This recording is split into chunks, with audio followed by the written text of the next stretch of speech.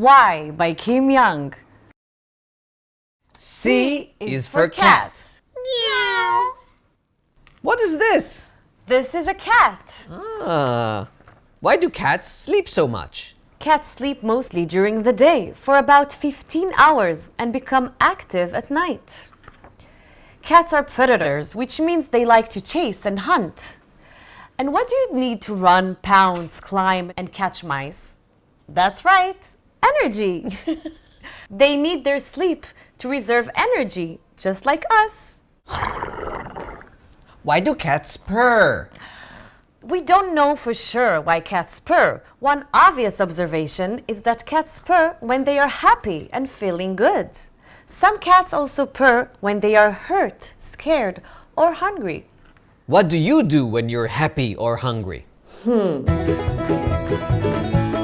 Why do cats have whiskers? Whiskers help cats to find their prey, such as mice.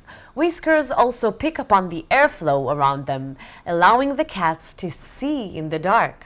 Let's draw some whiskers on our faces and see if we develop a similar superpower.